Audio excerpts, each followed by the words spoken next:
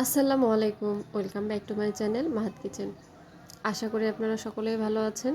রমজান মাসে সবার সুস্থতা অনেক বেশি জরুরি। তো আজকে আমি যে রেসিপি বানিয়েছি সেটা মোটেই সুস্থতার জন্য ভালো না, তবে মন তো আর সবসময় হেলদি খাবার খেতে চায় না। অনেক সময়ই আনহেলদি খাবার খাওয়ার জন্য অনেক ক্রেভিংস হয়। তাই বাচ্চাদের কথা চিন্তা করে বাসায় বানিয়ে ফেললাম সিঙ্গারা। হ্যাঁ, অবশ্যই সেটা কলিজা সিঙ্গারা। যেহেতু বাচ্চারা কলিজা খেতে তেমন পছন্দ করে না, তাই এভাবে বানিয়ে দিলে কলিজাটাও খায়, সিঙ্গারাও খায় এবং এটা স্বাস্থ্যসম্মত অনেকটাই। তো চলুন প্রসেসিংয়ে যাওয়া যাক। প্রথমে আমি ময়দা মেখে রেখেছিলাম, অ্যাজ ইউজুয়াল যেভাবে রাখে।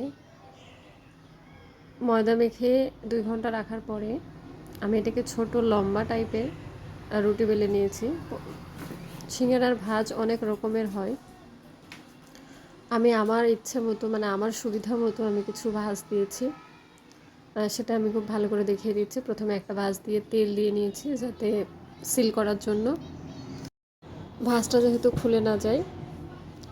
তারপর আমি কলিজা দিয়ে দিলাম, তারপর আবারও সিল করে দিলাম তেল দিয়ে। একটু ভালো করে চেপে চেপে তেল দিয়ে সিল করে দিতে হবে। আমরা যেহেতু সবাই সিঙ্গারা বানানোর প্রসেসিং খুব ভালো জানি, তাই আমি পুরো প্রসেসিংটা দেখালাম না। এবার এটাকে মিডিয়াম টু লো হিটে ডুবো তেলে ভাজতে হবে।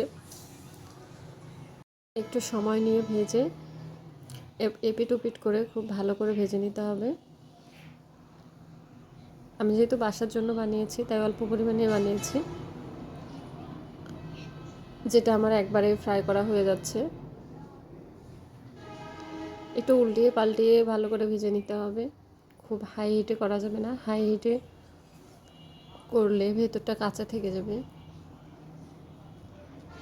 চাইলে আপনারা এখানে পুর হিসেবে অন্য যা কিছু ইউজ করতে পারেন, আলুর পুর, সুজির পুর, নারকেলের পুর, যে যেভাবে খেতে পছন্দ করেন।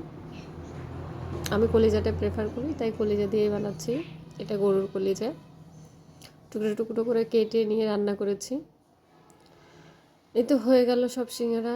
আমার বাচ্চারা তো অস্থির কখন খাবে, কিন্তু আমাকে একটা ক্লিপও নিতে দিচ্ছিল না। তো কোনো রকমে শুধু সার্ভ করেছি। ধন্যবাদ সাথে থাকার জন্য।